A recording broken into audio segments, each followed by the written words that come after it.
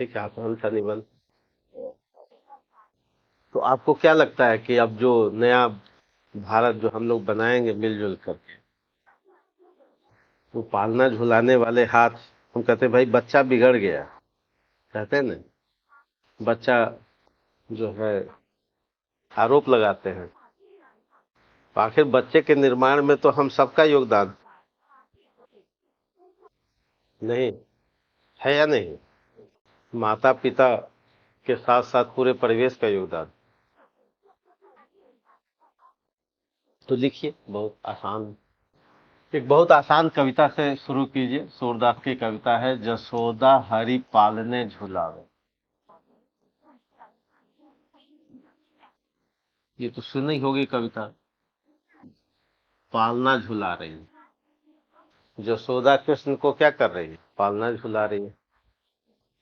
जसोदा हरि पालने झुलावे, और क्या कर रही है? हल रावे, दूध रावे, मलहरावे, जोई सोई कछु गावे।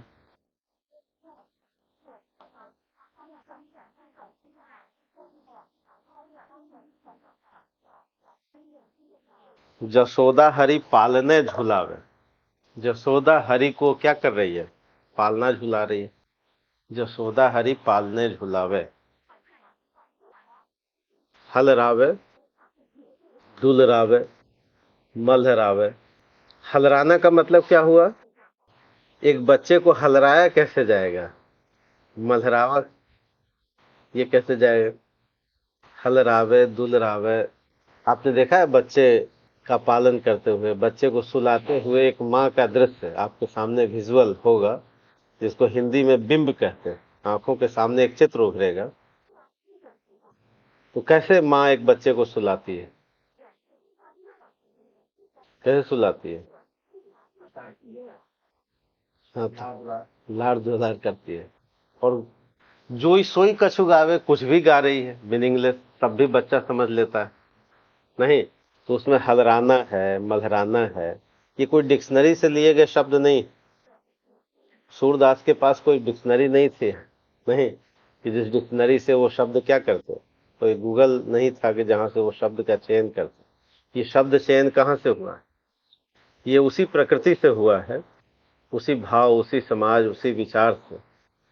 तो आगे लिखिए, बालक कृष्ण को संपूर्ण ब्रह्म बनाने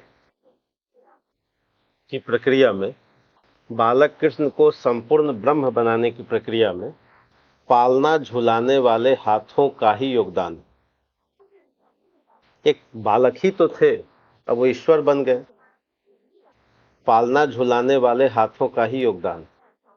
रामचरितमानस भी, रामचरितमानस भी एक व्यक्ति विशेष के रामत्व बनने की, एक व्यक्ति विशेष के रामत्व प्राप्त करने की सांस्कृतिक गाथा है। एक व्यक्ति विशेष के रामत्व प्राप्त करने की सांस्कृतिक गाथा है। पूर्णविराम एक वैचारिक सूत्र है, एक वैचारिक सूत्र है, एक वैचारिक सूत्र है, जिसके माध्यम से, जिसके माध्यम से कोई मर्यादा पुरुषोत्तम बन सकता है, और मर्यादा पुरुषोत्तम बन सकता है और सांस्कृतिक राजनीतिक नेतृत्व कर सकता है। सांस्कृतिक राजनीतिक नेतृत्व कर सकता है, सांस्कृतिक राजनीतिक नेतृत्व कर सकता है। ठीक है, यानी किसी ने तो बनाया होगा। राम का निर्माण क्या है कि एक व्यक्ति विशेष राम बन सकता है, इसी का सांस्कृतिक सूत्र है रामचरितमानस। एक बालक कृष्ण कैसे ब्रह्म बन सकता है, यह हाथों में, किसके हाथों में है? पालना झुलाने वाले हाथों में ही योगदान। और कोई व्यक्ति हिंसक भी बन सकता है, नहीं बन सकता है कि नहीं? गांधी के निर्माण में वही पालना झुलाने वाले हाथ, जो उनका परिवेश, और नाथूराम गोडसे के भी निर्माण में वही पालना झुलाने वाले हाथ। यानी अगर शोध किया जाए दोनों के जीवन पर, तो आपको पता चल जाएगा कि पालना झुलाने वाले हाथों की भूमिका कितनी। कोई व्यक्ति हिंसक कैसे बन सकता है? और कोई व्यक्ति इतना उदार कैसे बन सकता है? अगर इस पे दोनों का एक कंपैरेटिव स्टडी हो और 3 जनरेशन से देखा जाए, है ना, कि आखिर कोई विचार इतना हिंसक कैसे हो सकता है। विश्व मर्माहत रहा कि भारत ने अपनी एक पूंजी को संरक्षित नहीं कर पाया और आजादी मिली और 1 साल भी नहीं बीते, और जिस पूंजी पर विश्व को गर्व है उस पूंजी को हमने ऐसे ही गंवा दिया। इसका मतलब यह है कि इस पर एक कंपैरेटिव स्टडी हो कि आखिर वो पालना झुलाने वाले हाथ कहां से हैं और क्यों हैं कि इस तरह की भी संतति का जन्म होता है। कोई अंगुली माल कोई जन्म लेता है तो इसके पीछे कोई ना कोई हाथ जरूर रहे होंगे, चाहे वो प्रकृति का हाथ हो, प्रत्यक्ष अप्रत्यक्ष कई सारे हाथ होंगे, जिससे कोई व्यक्ति क्या बन जाता है, बुद्ध बन जाता है, कोई व्यक्ति अंगुली माल बन जाता है। इसका मतलब है कि चरित्र व्यक्तित्व चिंतन के विकास में